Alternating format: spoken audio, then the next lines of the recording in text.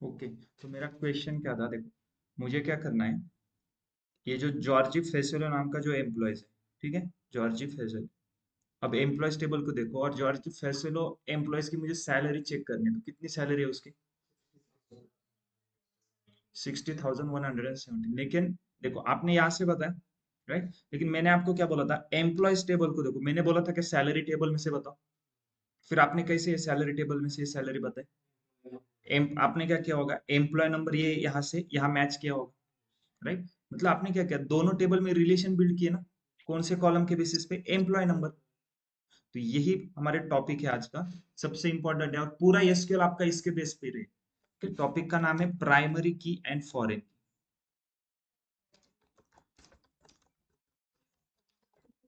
Okay, primary की and foreign. तो अब देखते हैं प्राइमरी की क्या होता है। प्राइमरी की मतलब टेबल में से ऐसा कॉलम जिसमें हर एक वैल्यू यूनिक है और नॉट नल।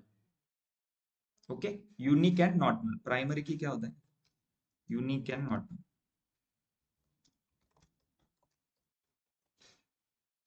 ओके, अब मुझे बताओ, इस टेबल में ऐसा कौन सा कॉलम है जिसमें हर एक वैल्यू यूनिक है और नॉट नल है? ऐसा क्यों? लेकिन मुझे तो सभी वैल्यू, जेंडर कॉलम को छोड़ दिया जाए तो सभी कॉलम में यूनिक और नॉट नल लग रहा है। राइट, देखो अभी मेरे पास यहाँ पे सिर्फ 10 ही रिकॉर्ड्स है। यस, जो 11 नंबर या फिर इसके बाद जो रिकॉर्ड आएंगे, आपको कुछ पता है क्या उनके रिकॉर्ड क्या रहेंगे? उसमें हो सकता है कि एक ही दिन पे बहुत सारे लोगों का बर्थडे, तो बर्थ डेट सेम हो सकती है ना, फर्स्ट नेम लास्ट नेम भी सेम हो सकता है। मान लो टीसीएस कंपनी, तो उसमें शुभम नाम के बहुत सारे एम्प्लॉयज हो सकते हैं ना, तो नाम रिपीट हो सकता है ना, लास्ट नेम भी सेम रहता है। अब जेंडर तो देखो रिपीटेड है, यूनिक है क्या? नहीं। हायर डेट सेम हो सकती है क्या? हायर डेट हो सकती है ना। देखो अगर यस। कैंपस ड्राइव है मान लो, तो एक कंपनी ने उस दिन 10 लोगों को हायर किया है, तो 10 लोगों की हायर डेट तो सेम रहेगी, तो उनके नाम के सामने हायर डेट तो सेम ही आएगी ना। भले ही उनके नाम अलग अलग है, लेकिन हायर डेट तो सेम आएगी। तो birth date, first name, last name और हायर डेट, इनको हम प्राइमरी की बोल सकते हैं क्या? लेकिन एम्प्लॉय नंबर ऐसा नो। कॉलम है जिसमें हर एक वैल्यू यूनिक रहेगी। यूनिक मतलब देखो हर एक वैल्यू अलग अलग है, 10,001, 10,002, 10,003। कहीं पर भी ये फिर से एक वैल्यू रिपीट नहीं होगी, 10,000 और यहाँ पर फिर से कभी भी नहीं आएगा। ओके, अब नॉट नल मतलब जितने भी रिकॉर्ड है हर एक रोज में कुछ ना कुछ वैल्यू है। ऐसे कहीं पर आपको ब्लैंक दिख रहा है क्या? राइट, कुछ ना कुछ वैल्यू है ना। और ऐसा कभी हो सकता है क्या, कोई एम्प्लॉय कंपनी में जॉब कर रहा है और उसको एम्प्लॉय आईडी नहीं है? ऐसा हो सकता है कभी? या फिर ऐसे पॉसिबल है क्या, दो एम्प्लॉयज है और उन दोनों को सेम ही एम्प्लॉय आईडी दिया है? नहीं, मतलब एम्प्लॉय नंबर क्या है हमारा, यूनिक है एंड नॉट नल है, तो इसको हम क्या बोलेंगे, प्राइमरी। ओके, इसी बात पे बोल कौन से कौन दोस्त को? इसी बात से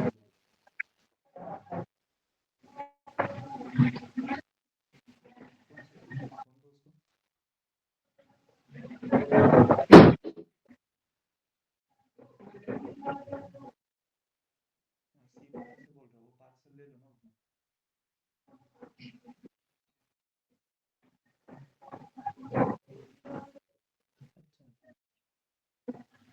अच्छा, वहाँ पे भी चलेगा, चलेगा। हाँ,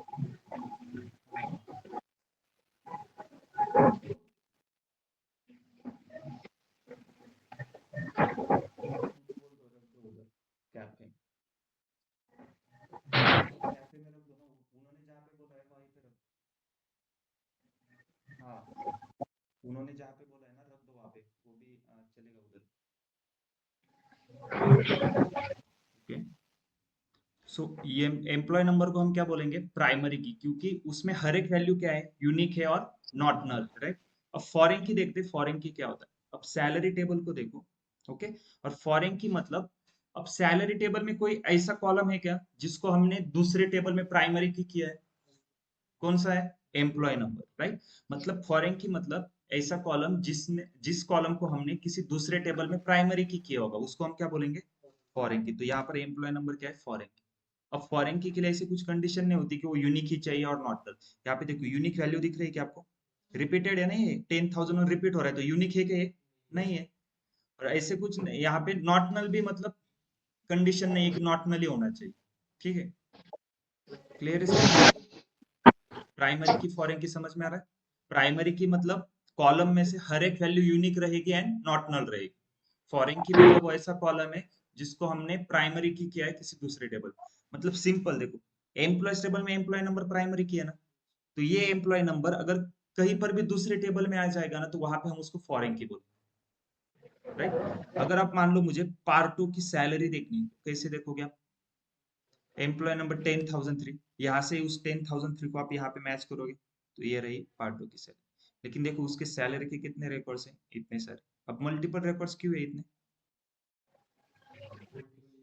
ईयर वाइज सैलरी देखो, फर्स्ट ईयर उसकी सैलरी कितनी थी? 40,006। 1995 से 1996 तक इतनी सैलरी थी।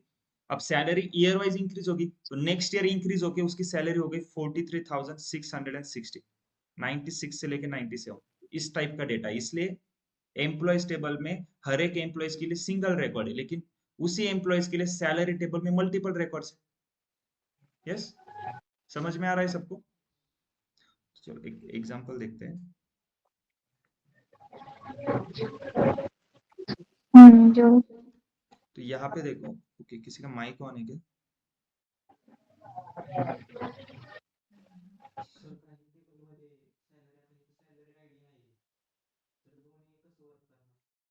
सैलरी आईडी की जरूरत ही नहीं ना हमें।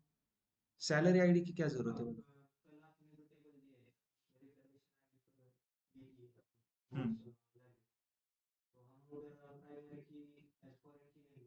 हम्म। हाँ, अगर ऐसे मैंडेटरी नहीं है कि होना ही चाहिए। अगर आपको प्राइमरी की चाहिए तो आप सीधा आप हम एक कॉलम भी ऐड कर सकते हैं सीरियल नंबर। तो सीरियल नंबर क्या है? एक एक से इंक्रीमेंट होगी, हर बार एक नंबर नया रहेगा, यूनिक रहेगा और नॉट नल रहेगा। तो हम सीरियल नंबर भी ऐड कर सकते हैं, ठीक है? अब यहाँ पे देखो, हर एक टेबल में एक ही प्राइमरी की होती है, ठीक है? लेकिन फॉरेन की मल्टीपल हो सकती है। ओके, प्राइमरी की कितनी रहेगी? एक ही रहेगी, लेकिन फॉरेन की मल्टीपल हो सकते हैं, ठीक है? तो अब एग्जांपल देखते हैं। यहाँ पर देखो, हमने कुछ टेबल क्रिएट किए, कस्टमर, आइटम, ये वही टेबल है जो हमने क्रिएट किए थे सेल्स डेटाबेस में, राइट? क्लियर है सबको? तो सेल्स डेटाबेस में हमारे जो चार टेबल थे, customer table, sales table, items table और कंपनी टेबल। तो यही टेबल है वो जिसमें मैंने कुछ डेटा फिल किया, ठीक है? अब मुझे क्या फाइंड करना है? कस्टमर टेबल देखो जिसमें ओम पाटिल नाम दिख रहा है आपको। तो मुझे फाइंड करना है कि ओम पाटिल ने कौन से डेट को कौन सा प्रोडक्ट परचेस किया और उस प्रोडक्ट की प्राइस कितनी थी और प्रोडक्ट कौन से कंपनी का था। तो कैसे पता कर चलेगा आपको? तो कैसे करोगे? देखो, ओम पाटिल उसने कौन सा प्रोडक्ट की कौन से डेट को प्रोडक्ट परचेस किया। तो देखो कस्टमर टेबल में ओम पाटिल, कस्टमर आईडी कितना है? 1 है। सेल्स टेबल में आ जाओ, कस्टमर आईडी 1 के लिए देखो, 1 जनवरी 2025 को उसने एक प्रोडक्ट की ऑर्डर डाला है। उसके बाद 9 अप्रैल को भी उसने एक ऑर्डर डाला, और उसने जो प्रोडक्ट परचेस किया था 1 जनवरी को, उसका कोड क्या था? A101। अब A101 नाम का प्रोडक्ट कौन सा है, आपको पता है क्या? यहां से नहीं पता चल रहा ना, लेकिन कहां से पता चलेगा? आइटम्स टेबल में आ जाओ। A101 नाम का प्रोडक्ट कौन सा है? Mobile phone. उसकी प्राइस कौन कितनी है? 50,000। लेकिन मोबाइल फोन तो अलग अलग कंपनी के हो सकते हैं ना, तो फिर ये मोबाइल फोन कौन से कंपनी का है, कैसे पता चलेगा? कंपनी आईडी देखो क्या है? I101। तो I101 कंपनी आईडी कौन सी कंपनी का है? एप्पल। मतलब ओम पाटिल ने 1 जनवरी को एक मोबाइल फोन परचेज किया जिसकी प्राइस 50,000 है, और कंपनी कौन सी है? एप्पल कंपनी का है, राइट? यही अगर शुभम का देखना है मुझे, तो शुभम ने देखो एक 2 जनवरी को A102 मतलब एक लैपटॉप परचेस किया जिसकी प्राइस है 1,20,000 और वो HP कंपनी का है। तो टेबल के बीच में रिलेशन है ना? यस। एक टेबल से हम डेटा दूसरे टेबल में रेफरेंस के लिए यूज कर रहे हैं। अब मुझे बताओ, कस्टमर टेबल में कौन सा कॉलम प्राइमरी की है? कस्टमर आईडी प्राइमरी की, राइट? अब देखो first name last name repeated हो सकता है। अब नंबर ऑफ कंप्लेंट्स भी रिपीट हो सकती है ना, मान लो इसकी 0 है, अब कोई एक और कस्टमर आ गया उसकी भी 0 रहेंगे तो रिपीट हो गए। ईमेल आईडी रिपीट हो सकती है क्या? नहीं नहीं, ईमेल आईडी रिपीट नहीं हो सकती। कभी डुप्लीकेट हो सकता है कि ईमेल आईडी, जब भी आप अकाउंट क्रिएट करते हो ईमेल का, ठीक है? अगर आपको जो ईमेल आईडी चाहिए आप वहां पे डालोगे, तो वहां पे क्या आता है? This email ID already taken, right? मतलब सेम, ऐसे कभी पॉसिबल है क्या दो लोगों को सेम ईमेल आईडी मिला है? नहीं। लेकिन ऐसे हो सकता है ना कि कोई एक ऐसा कस्टमर रहेगा जिसके पास ईमेल आईडी नहीं है, हो सकता है ना। अगर जिसका एज ज्यादा है, मान लो जो 60+ ईयर का है और उसके पास अभी ईमेल आईडी नहीं है उसका, राइट। तो मतलब देखो, ईमेल आईडी को हम यूनिक बोल सकते हैं लेकिन नॉट नल हो सकता है कि ये नल रहेगा ना, तो इसको हम प्राइमरी की नहीं बोल सकते। तो हमारा प्राइमरी की कौन सा है? Customer ID. अब अगर कस्टमर आईडी यहाँ पे प्राइमरी की है तो इसका मतलब अगर ये कॉलम कहीं पर भी दूसरे टेबल में आ जाएगा तो वहां पे हम उसको क्या करेंगे? फॉरेन की। तो मतलब सेल्स और टेबल में इनकी कस्टमर आईडी क्या है? फॉरेन की है। और देखो, यूनिक है क्या वो? वन वन रिपीट हो रहा है तो यूनिक नहीं है, टू भी रिपीट हो रहा है, राइट। अब सेल्स टेबल में कौन सा कॉलम है जो प्राइमरी की है? क्यों, देखो ना रिपीट हो रहा है, A101, A101। परचेस नंबर क्या है आपका? प्राइमरी की। ओके। आइटम्स टेबल में कौन सा कॉलम है? आइटम कोड क्या है आपका? आइटम कोड प्राइमरी की। तो यह पे अगर प्राइमरी की है तो यहाँ पे वो क्या हो जाएगा? फॉरेन की हो जाएगा, राइट। कंपनी टेबल में कौन सा कॉलम प्राइमरी की है? कंपनी आईडी प्राइमरी की है। तो अगर ये यहाँ पे कंपनी आईडी प्राइमरी की तो यहाँ पे वो क्या हो जाएगा? फॉरेन की हो जाएगा। क्लियर है? समझ में आ रहा है सबको? यस। तो जो अभी हमने रिलेशन बिल्ड की, कैसे? बस कौन सा कॉलम प्राइमरी की है, कौन सा कॉलम फॉरेन की, ये बता दिया तो टेबल के बीच में रिलेशन बिल्ड हो गए। यही अब हमें क्या करना है, यहाँ पर बताना है। हमने क्या किया था, बस नॉर्मल टेबल क्रिएट किया ना। इन टेबल में हमने बताया कि अभी कौन सा कॉलम प्राइमरी की है, कौन सा कॉलम फॉरेन की है? नहीं, तो बस वही आपको बताना है। देखो हमने क्या किया था, कस्टमर टेबल में कस्टमर आईडी को प्राइमरी की किया था। उसके बाद सेल्स टेबल में परचेस नंबर को प्राइमरी की किया है। Customer ID and item code को फॉरेन की किया है, राइट। बस यही आपको बताना है। लेकिन मुझे बताओ, क्रिएट स्टेटमेंट कौन सा है? डीडीएल है डीएमएल? डीडीएल है ना। तो डीडीएल क्या है? जितने भी डीडीएल कमांड है, डेटा डेफिनेशन लैंग्वेज, वो पूरे के पूरे स्ट्रक्चर के ऊपर वर्क करते हैं, राइट। अभी तक हमने डेटा के बारे में कुछ स्टडी किया है क्या? अभी तक हम स्ट्रक्चर बारे में ही देख रहे। देखो हमने डेटाबेस क्रिएट किया, उसके बाद उसके अंदर टेबल क्रिएट किए। अभी तक टेबल के अंदर कुछ डेटा इंसर्ट किया है क्या? अभी हम पूरा स्ट्रक्चर के ऊपर ही काम कर रहे हैं। ओके। तो देखो, अब प्राइमरी की कैसे मेंशन करते हैं? कस्टमर आईडी को हमें प्राइमरी की करना है ना, तो सिंपल इस कॉलम के आगे बस लिखना है प्राइमरी की। ओके। अब मैंने ये लिखा है तो इसको रन करना पड़ेगा क्वेरी को। तो जैसे ही मैं क्वेरी को रन करूंगा, देखो एरर आ रहा है। एरर क्या है? Customer table already exist. मतलब इस नाम का टेबल पहले से ही प्रेजेंट है ना डेटाबेस में। सेम नाम का आप टेबल क्रिएट नहीं कर सकते दोबारा। तो फिर क्या करेंगे? तो उसके लिए देखो, अगर आपके पास पहले से टेबल प्रेजेंट है और उसमें आपको कुछ चेंज करना है ना, तो अल्टर स्टेटमेंट है, ठीक है। वो हम बाद में देखेंगे, लेकिन आज हम क्या करेंगे, देखो अब प्राइमरी की और फॉरेन की कैसे मेंशन करेंगे। हम एक सेल्स टू नाम का एक डेटाबेस क्रिएट करेंगे। ओके। डेटाबेस कैसे क्रिएट करेंगे? Create database sales two. अब यहाँ पे कौन सा केस है? केस रूल देखा था ना हमने? केस रूल नहीं देखे हमने? ओके, ठीक है। देखो, क्रिएट डेटाबेस सेल्स टू, ठीक है। मैंने एक डेटाबेस क्रिएट किया, रिफ्रेश करता हूँ तो देखो सेल्स टू नाम का डेटाबेस आ गया। अब मुझे इस डेटाबेस को यूज करना है तो कैसे करेंगे? Use sales. Okay.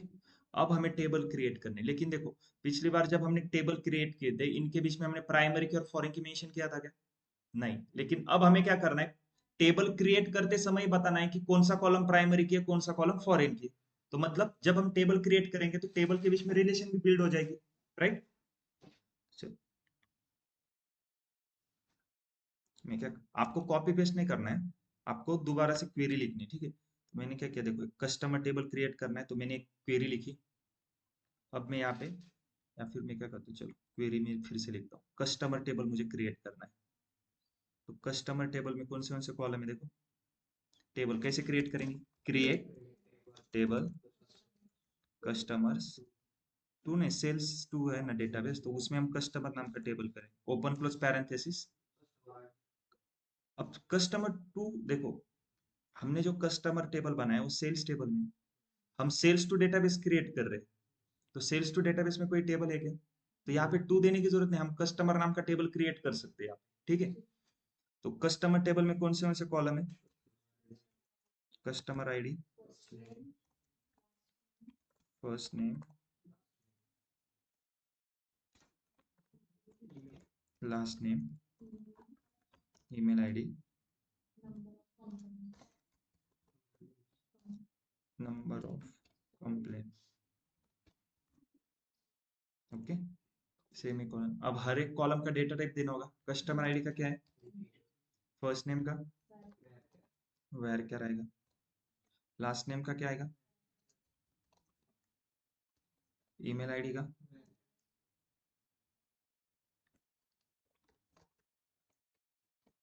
Number of complaints का इंटीजर। इसको मैं रिफॉर्मेट करता हूँ। ओके, अभी तक मैंने रन नहीं किया और अब हमें क्या करना है? कस्टमर आईडी को क्या करना है? तो बस इसके आगे लिख दो, ये प्राइमरी की है। और क्वेरी को रन करने के लिए कंट्रोल एंटर। क्वेरी रन हो गई। रिफ्रेश करता हूँ तो सेल्स टू डेटाबेस में एक टेबल क्रिएट हो गया कस्टमर, जिसमें देखो कस्टमर आईडी प्राइमरी की है। ओके, क्लियर है? अब दूसरा टेबल कौन सा है हमारा? कस्टमर टेबल हो गया। उसके बाद हम बनाएंगे सेल्स टेबल, ठीक है। तो सेल्स टेबल, अब मैं क्वेरी कॉपी करता हूँ यहाँ से, ठीक है। हमने कल के लेक्चर में ही किया था। अब सेल्स टेबल, सेल्स टेबल में हमें क्या करना है? परचेस नंबर को क्या करना है? तो बस इसके आगे लिख दो, परचेस नंबर क्या है? प्राइमरी। कस्टमर आईडी और आइटम कोड को क्या करना है? इन दोनों को करना है ना।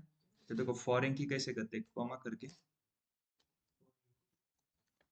फॉरेन की open close parenthesis, first column है कस्टमर आईडी। तो कस्टमर आईडी को मैं फॉरेन की कर रहा हूँ। अब मुझे बताओ, ये कस्टमर आईडी फॉरेन की कब हो सकता है?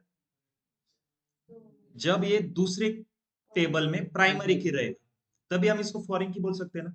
तो बस यही सॉफ्टवेयर को बताना है कि जब ये कॉलम किसी दूसरे टेबल में प्राइमरी की होगा, तभी हम इसको यहाँ पे फॉरेन की बना रहे। तो मुझे बताओ, ये कस्टमर आईडी कौन सी टेबल में प्राइमरी की है? तो बस वहां से रेफरेंस दे दो। रेफरेंसेस कहाँ से देंगे? कस्टमर्स टेबल का कस्टमर आईडी कॉलम। इस लाइन का मीनिंग समझ में आ गया? देखो, कस्टमर टेबल का कस्टमर आईडी कॉलम क्या है? प्राइमरी की। तो वही प्राइमरी की हम यहाँ पर उसको कॉलम को फॉरेन की बनाने के लिए रेफरेंस दे रहे हैं। एक कॉलम हो गया प्राइमरी की, सॉरी फॉरेन की। फिर से कॉमा करके दूसरा कॉलम कौन सा? फॉरेन की आइटम। अब ये आइटम कोड कॉलम कौन से टेबल में? आइटम्स टेबल में। देखो, आइटम्स टेबल में आइटम कोड को हमें क्या बनाना है? प्राइमरी। तो यहाँ से रेफरेंस कैसे देंगे? रेफरेंसेस आइटम्स टेबल का आइटम कोड को। राइट, देखो जैसे मैं इस क्वेरी को रन करूंगा तो एरर आ जाएगा। एरर क्या है? Fail to open reference table item. Reference table item fail हो रहा है ओपन करने के लिए। मतलब अभी तक हमने आइटम टेबल को क्रिएट किया है क्या? देखो, हमने सेल्स टू डेटाबेस में एक ही टेबल क्रिएट किया है, कौन सा? कस्टमर। तो इसलिए इस लाइन को एरर नहीं दिया है उसने। Fail to open customer table नहीं बोला, क्योंकि कस्टमर टेबल मिल गया उसको। लेकिन जैसे ये वो इस लाइन को रन करने के लिए आ गया, तो उसको एरर आ गया, fail to open items table. तो पहले हमें आइटम टेबल बनाना पड़ेगा। देखो,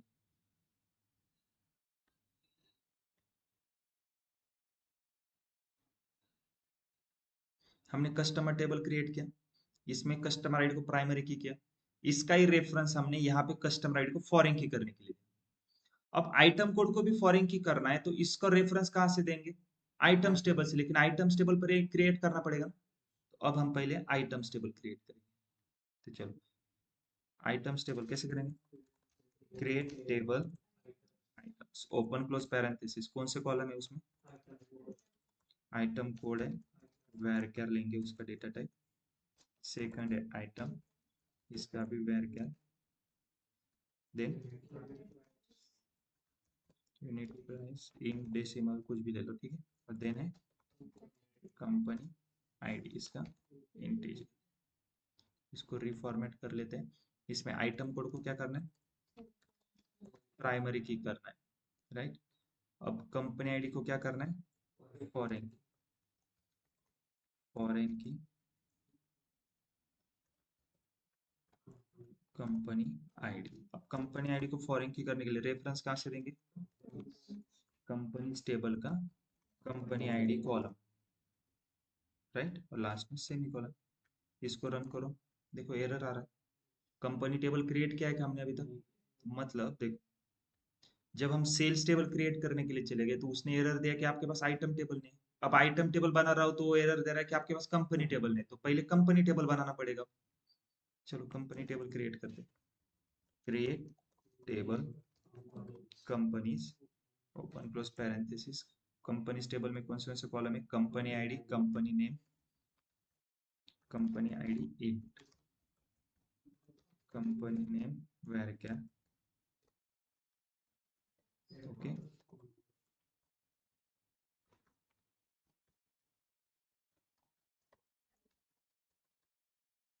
फोन नंबर कितना है? हाँ, इसका क्या लेंगे? डेटा टाइप वेर क्या लेंगे। इसको भी हम पहले रीफॉर्मेट, ओके। अब कंपनी आईडी को क्या करना है? प्राइमरी की कर दो, ओके। अब इसको रन करो, देखो अब कंपनी टेबल मेरे पास है तो आइटम टेबल क्रिएट हो सकता है ना। तो आइटम टेबल को क्रिएट कर दो। इस वाली क्वेरी, अब पहले एरर आ रहा था, अब इसको रन करता हूँ तो देखो रन हो गया। अब मेरे पास आइटम टेबल भी है, कस्टमर टेबल भी है, तो ये दोनों टेबल है तो सेल्स टेबल क्रिएट हो सकता है ना। तो बस सेल्स टेबल की क्वेरी रन कर दो।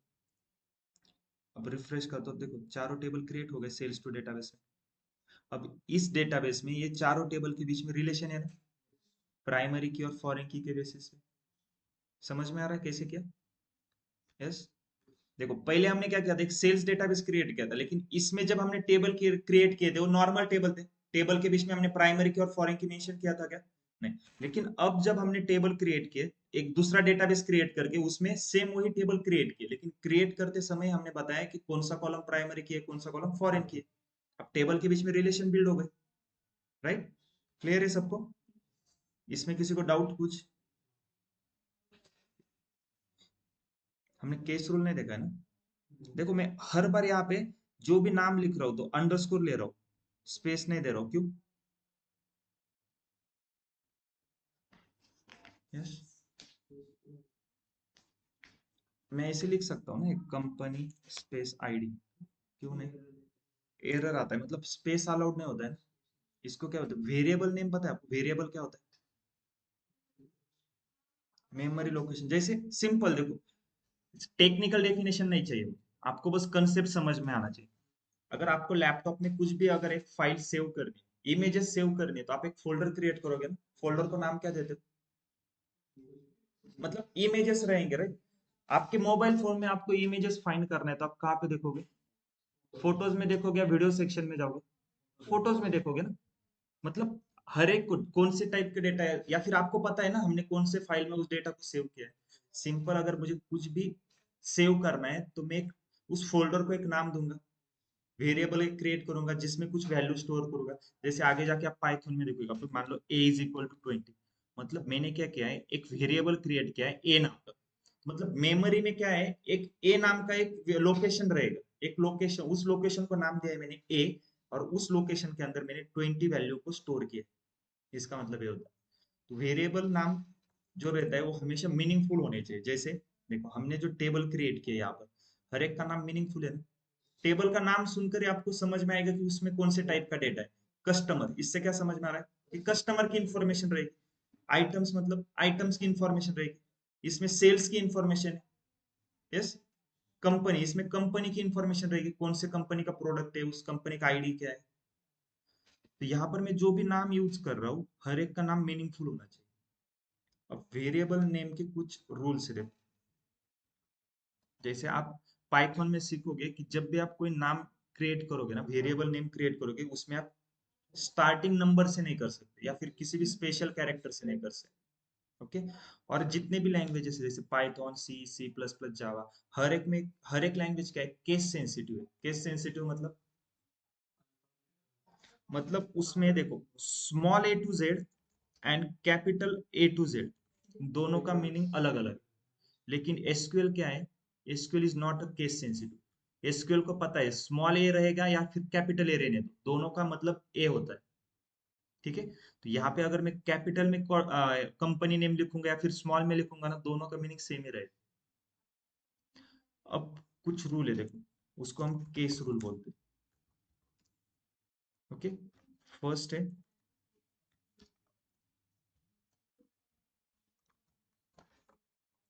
पास्कल केस, सेकंड है कैमल केस, थर्ड है snake case। अब पास्कल केस क्या बोलते हैं, पास्कल केस मैंने वर्ड कैसे लिखे, दो वर्ड है ना पास्कल और केस, दोनों वर्ड को मैंने ज्वाइन करके लिखा है, स्पेस दिया है क्या, नहीं, लेकिन हर एक वर्ड का फर्स्ट लेटर कैपिटल लिखा है देखो, पास्कल का पी कैपिटल लिखा है, केस का सी कैपिटल है। तो पास्कल केस का मतलब क्या होता है, जितने भी वर्ड रहने दो, हर एक वर्ड का फर्स्ट लेटर कैपिटल आएगा।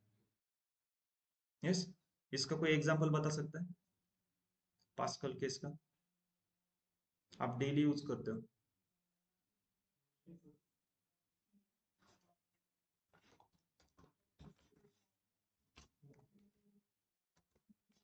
ऐसे ही है ना नाम, बीच में स्पेस नहीं है, फोन पे, गूगल पे, तो ये दिखने के लिए अच्छा है, इसलिए नहीं बनाया उन्होंने, पास्कल केस को फॉलो किया, पी कैपिटल है, यहाँ पर भी पी कैपिटल है, right. Camel case, camel case का मीनिंग क्या होता है, देखो फर्स्ट लेटर, फर्स्ट वर्ड पूरा स्मॉल में रहेगा, उसके बाद जितने भी वर्ड आने दो, हर एक वर्ड का फर्स्ट लेटर क्या रहेगा, कैपिटल रहेगा। इसका कोई एग्जांपल दे सकते हो, इसको भी यूज करते हो आप,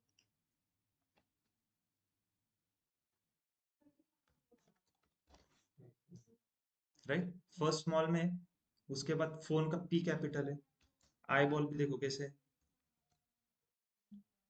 राइट। अब थर्ड रूल है क्या, स्नेक केस।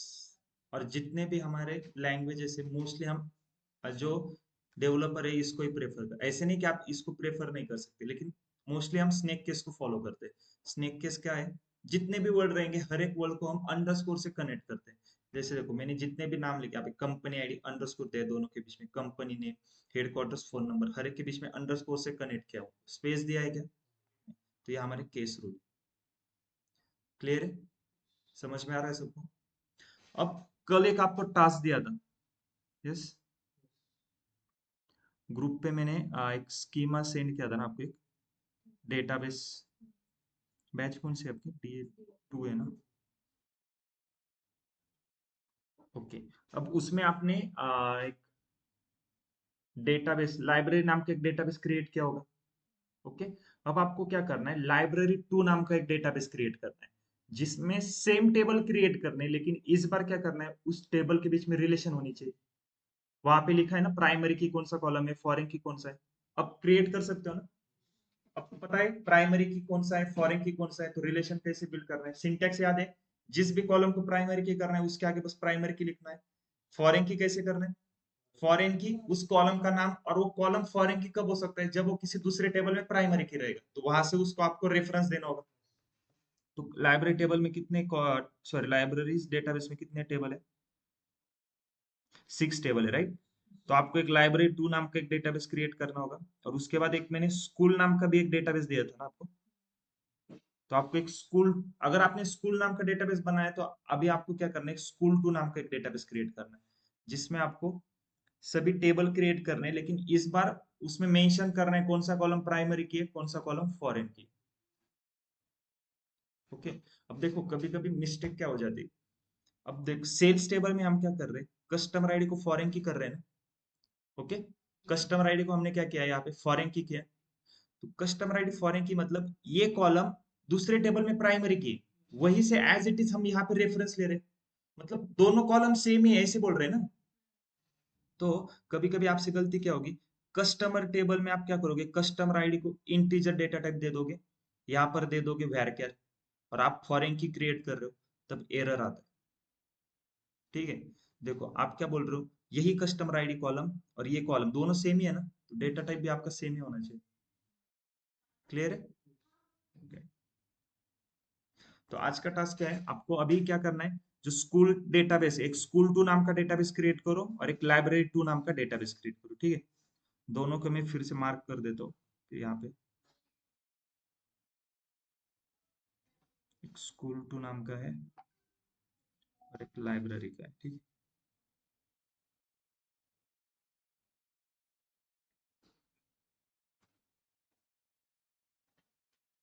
ओके,